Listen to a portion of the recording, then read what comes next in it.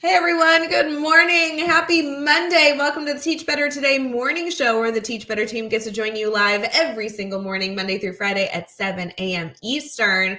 Jeff and I are here, coffee in hand. I hate to say it, but I feel like my coffee has like a lot of extra sugar in it because it's just one of those days. I got a Starbucks coffee, being all fancy, but it tastes like beer sugar. I don't know that there's actually coffee in here. It's just like Splenda. But anywho, that feels like it'll add to a really great conversation we'll be having with, my favorite boss of all time. So we'll be right back.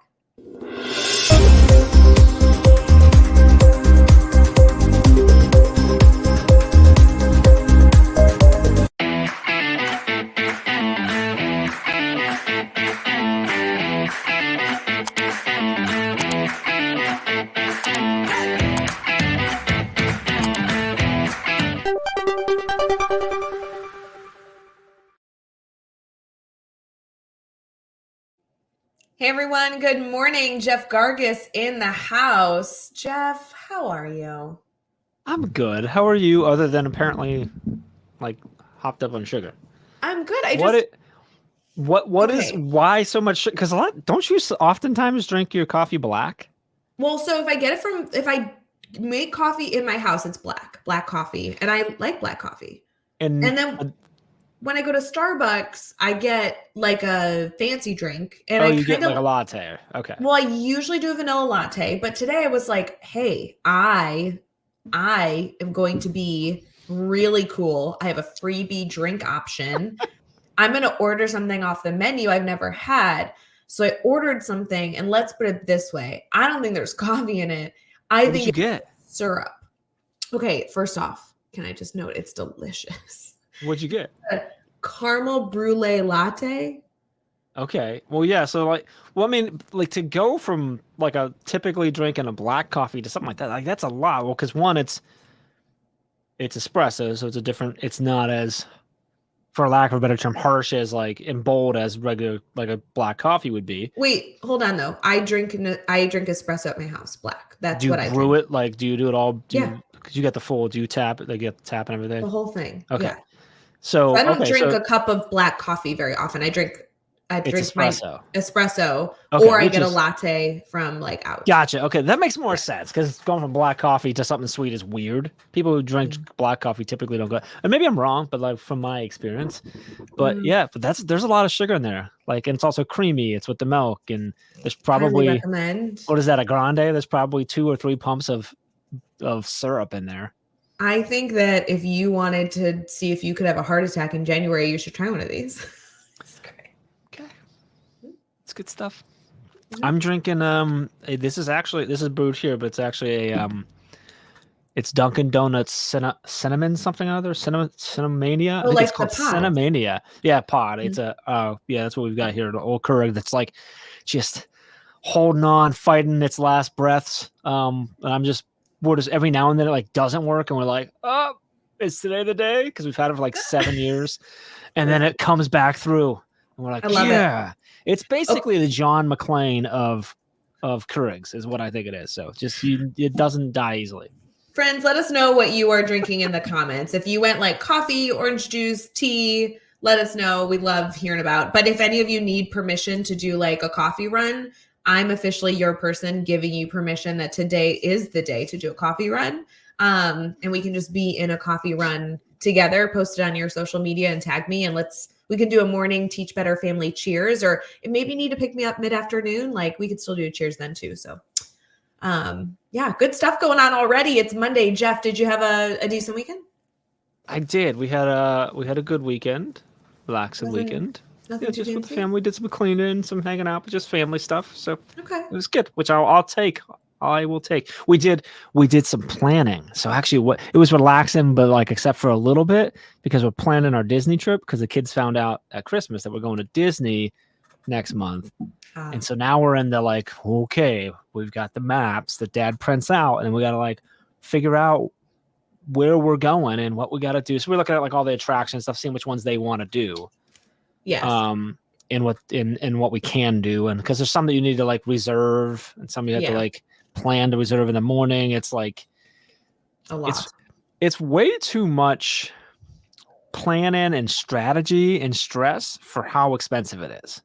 Okay, but I'm sure that there are people here that can just like send you their itineraries of Disney trips that they did. So before we get too far into this, like remind us again the age of your kids so that our community can just like email you like, here's the perfect itinerary. Don't even pretend. 9.5 and 12. So 4th grade and then sixth grade. It's been interesting. So we actually worked briefly with a Disney specialist that was referred by friends who they loved and spoke extremely highly of her. I met with her and I kind of felt it, but I didn't know if I was wrong. And I laid out, I'm like, here's everything I've looked at. Here's what I've planned out. Here's what I'm thinking. And she literally says, Mr. Gargas, I don't think you need me. And I said, oh, okay. Cause they don't I realize they're really just for the people that don't know how to Google, I guess. I don't know. Well, or don't have the time, resources. I mean, there's kind of, it's kind of like a wedding planner. Like there's a time and place and the right type of people. Yes, but there's and it makes sense. Need it. For us, just the way my brain works, it doesn't make sense. For anyone else, it's really cool because they're free. Most of them are because they get paid by Disney, which is nice. So we did go through her for the payment, so she gets her commission. But I think we're probably the easiest one she's ever had to deal with.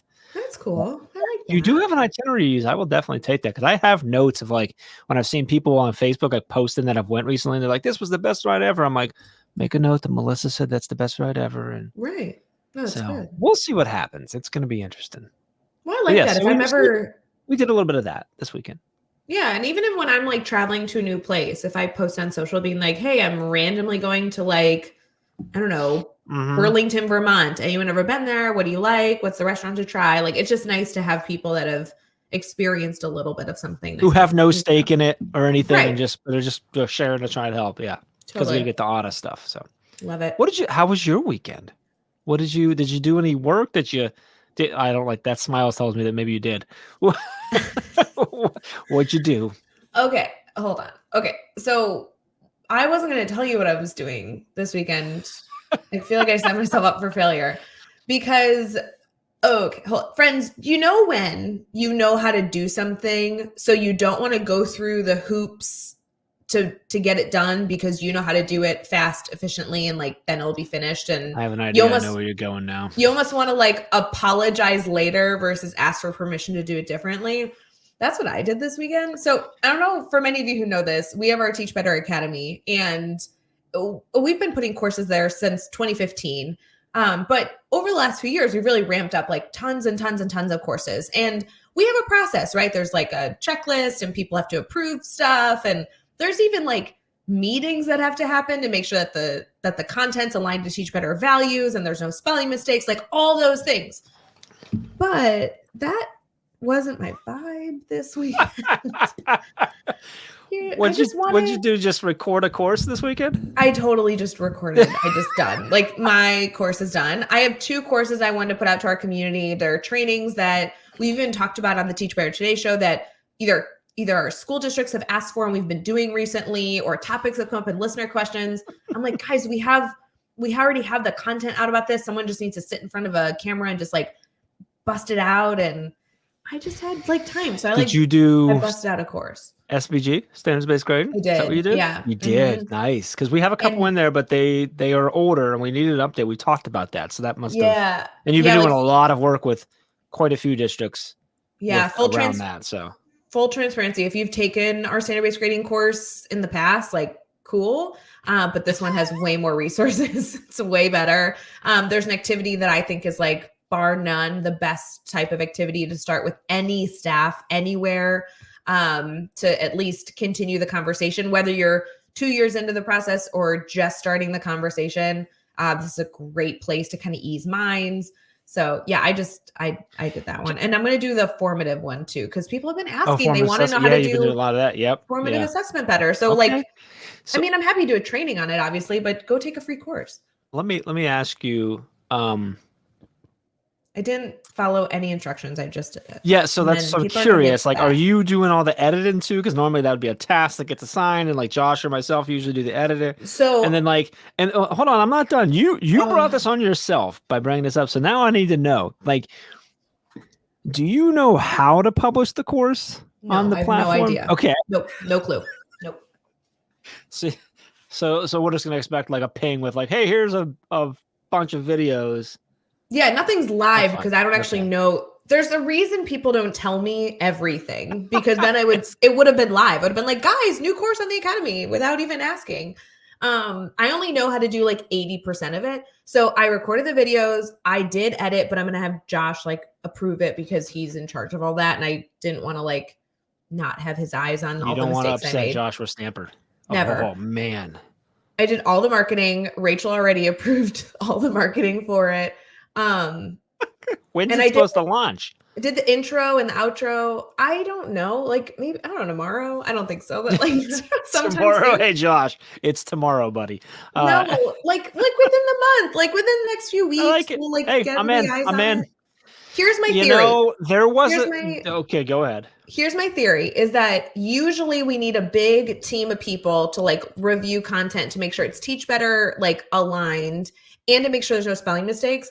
The slides that we use for this presentation were technically co-created with Katie and Chad months ago. So you just used you used straight from the training then, basically. Yeah, I literally just did our training. I just put it in a free course. So there wasn't much like content to create. It was just the facilitation of it that I did. Gotcha. So that was easy. Well, hey, you know, it's exciting. There was a time where we just won everything in this company. So like, let's bring it back, baby. Like no more systems.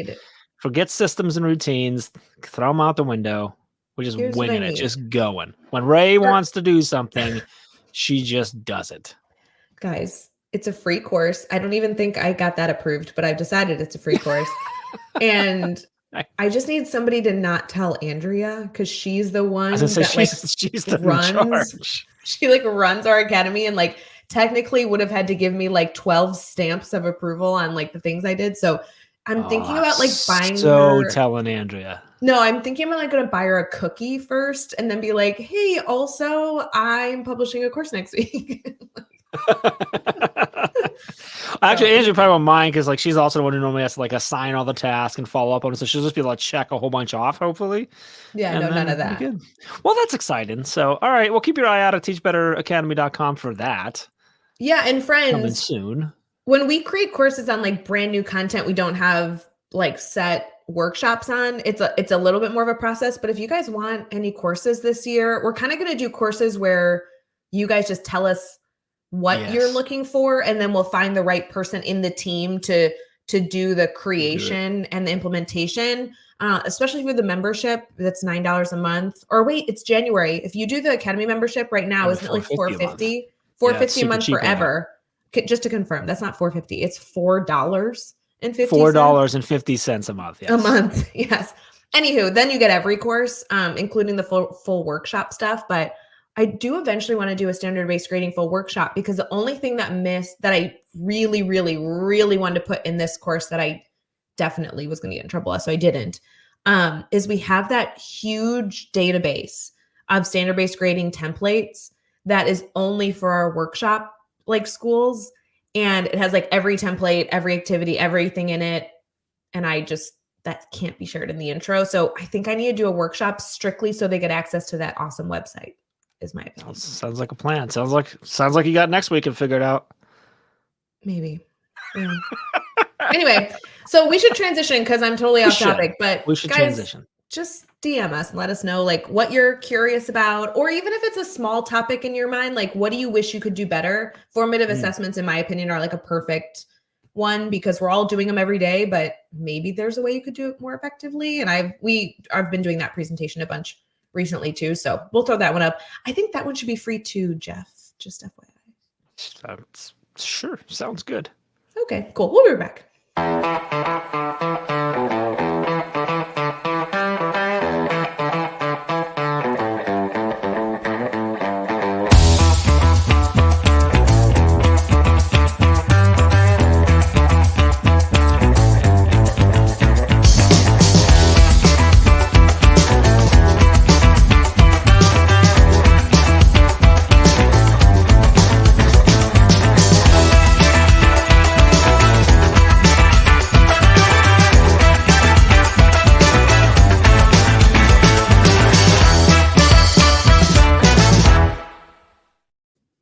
Hey everyone, welcome back to Teach Better Today morning show. Thank you for sticking with us even through the shenanigans. Jeff and I are here, and we are jumping into our team talk section, which is an episode norm. Every single episode, we have a little section of our show where we like to talk shop about education. From my understanding, we're doing a listener question today, aren't we, Jeff? Yes, I have a listener question that I want to throw at you if that's okay. Okay, but I had one selected too, so you're just going to monopolize the conversation? Yeah, that's fine. So like, okay. Yes. So before I say that, if you're watching or listening over on the podcast, you can share and reach out at any time. Just email us. We're all just our names at teachbetter.com. So like Jeff at teachbetter.com, Ray at teachbetter.com, or get us on social media and just ping us and let us know if you have a question that you want us to chat about or an idea or whatever. This is a question, and I thought this made sense. What is your hand up for? I hate emails. I prefer Instagram direct messages or Facebook direct messages. DM Ray then. I just want on note. If you email her, she's probably never going to read it. No, I will. Just it will be like a few weeks later because I currently have weeks later. I currently have 5,922 emails in my email. Oh my gosh, Chad and Katie are like throwing up right now. I know. My favorite is to tell Brad Hughes that. Brad Hughes like drives would him rather nuts. roll over. Yeah. Yeah. All right. This is a user question. What is the best way to teach writing to children who hate writing? Ooh, writing. That was one of my favorite subjects to teach. I know that you taught writing. I did. And it was never my goal to be a writing teacher at all. Like I didn't even want to get the endorsement to teach secondary writing. But it ended up being one of my favorite things I taught. And even though I consider myself a math teacher at heart, I actually think if it was like gun to my head, which one did I have more fun with? It was writing for sure. Really? Yes. Because writing to me, maybe I should clarify. I did not like teaching writing at all without the grid method. The grid method was my structure I needed to enjoy teaching writing. And I think it's because teaching writing can feel so heavy on grading and feedback. Because it's not like math, it's either right or it's wrong. And you can only give feedback on so much versus writing. It feels like no matter what you're evaluating, you're opening the can of worms.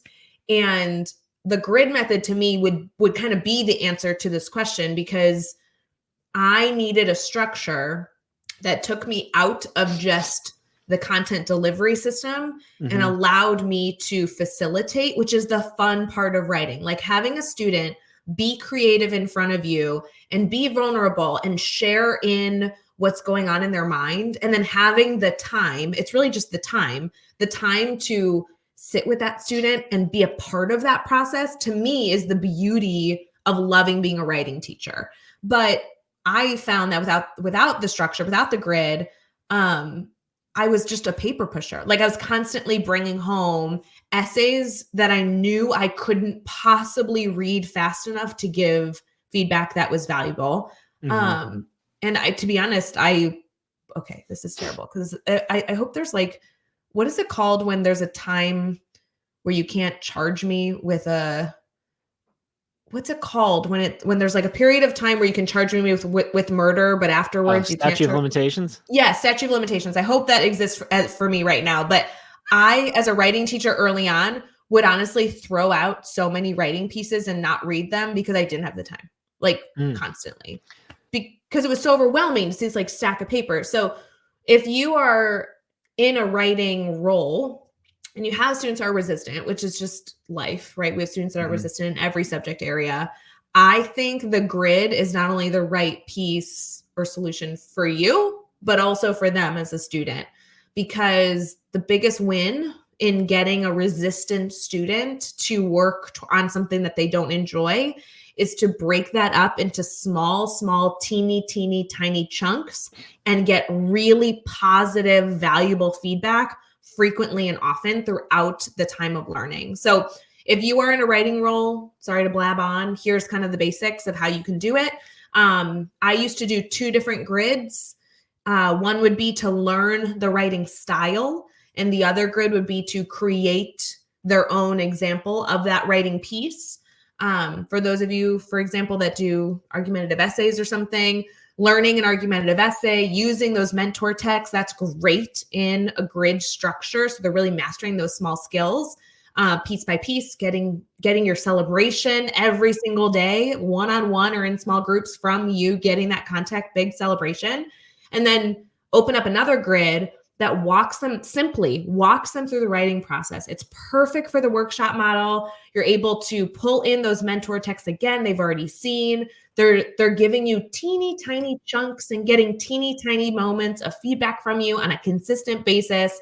And then essentially when the essay's done, like at the end of level 3, and they're turning in a piece of work to kind of prove their mastery understanding, you've actually had so many opportunities to see it. You're just doing that last final check. Like you've read it in parts and pieces and approved their outline in such small little doses that I just really like found a love for being able to see that final piece and not being overwhelmed. And then level 4, I throw in all that peer editing fun stuff. But so breaking up and organized within a good method allowed you, one, to give them more of that quick, constant, positive reinforcement and feedback.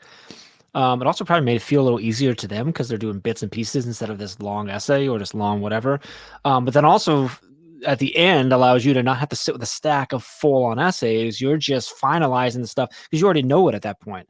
You had the interaction with it. You're able to have the feedback and the conversation with them when they're still in the mental state of what they were just writing versus when they've worked on it for how many days or whatever. So I love it. And we've seen this before, like I've essentially like pre-graded everything because I've seen it 2-3 times already because the grid allowed me to like do those conferencing moments.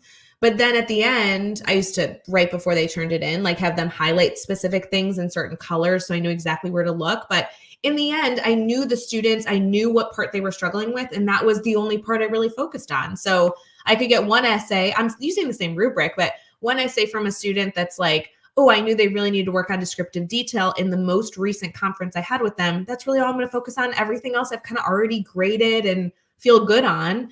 Or, oh, this next student, same essay, same rubric, I knew that they were really struggling with that counterclaim concept. So I'm going to go back and really only look at those pieces because everything else I've already pre-graded. And it just was nice because the students feel like they're moving.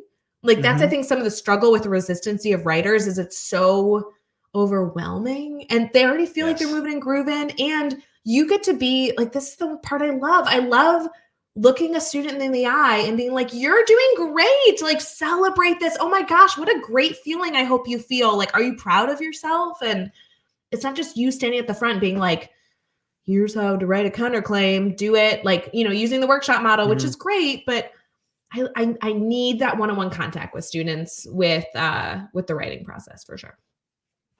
Yeah, I love it. And specific to the question about students who maybe hate writing, typically it's because it's hard for them. Yeah. Well, you know, and if you can, when you break it up like that, you're not asking for nearly as much. You're asking for a little bit at a time, and then you're interacting with them really quickly too. Yeah, I love it. And I was saying, like, we've heard this from quite a few writing teachers who utilize a good method and very similar connections and stuff like that. So I love that. Thanks for breaking that down. Yeah, no, and if you're looking to incorporate more choice, a grid to me also allowed those choices to fall at the most appropriate times humanly possible. And I typically would have a teacher conference right after a student made a specific choice so I could confirm it was the right choice. So, you know, maybe they're reviewing those essential skills at level 1. The first box at the top of level 2 was making some sort of choice on, I don't know, maybe their topic, like what they're writing about. And then it was a teacher conference right then and there, like, oh my gosh, Jeff, I'm so excited that you chose this as your topic. Tell me about your vision, right? Let's lay that out. And that way, if it's not quite what you're looking for, you have the autonomy to like tweak it without telling them no. You know what I mean? Yeah. So I love listener questions, but yeah, good luck with that. Let us know if you need any help. And we've done a lot of writing grid webinars that I'm pretty sure in the academy. So not to plug that again, but DM me and I can send them to you. I know we've done a bunch of writing ones over the last few years with Teachers Live, just like drafting grids. So let me know. I love it. You know what's good. interesting is when you talk about the writing stuff is like a lot of times our writing teachers and ELA teachers and stuff are curious whether the grid works for them. Like that's what Chad's wife does. Right. So like when this thing was created like those were some of the first things he tested without. Obviously, he was science, so that was where he built it at. One of the first things he tested with was writing. So like it is built for that. So for so many of the reasons that you already mentioned. So I love it. It's awesome. So fun. Good question too, by the way. Keep those coming. So good. Friends, if you have any listener questions that you want to submit or any questions about the New Year challenge going on that goes all through January or anything else, just direct message us. We hope you have a wonderful rest of your day. Go get that coffee. Tag me and send me a picture of your pretty coffee. And Jeff and I can't wait to see you later this week. Have a wonderful rest of your day. Bye, guys. Hey, Teach Better community. Thank you so much for joining the Teach Better Today morning show every single weekday at 7 a.m. Eastern. We have so many resources for you outside of this live stream at teachbetter.com, including blogs, podcasts, and professional development that will bring our team to your school. Wherever you are listening from this morning, please make sure you are sharing and celebrating the incredible educators in this world. And hey, if you are listening over on a podcast to Teach Better Talk, we would love a 5-star review. The comments are always so entertaining. We'll see you tomorrow.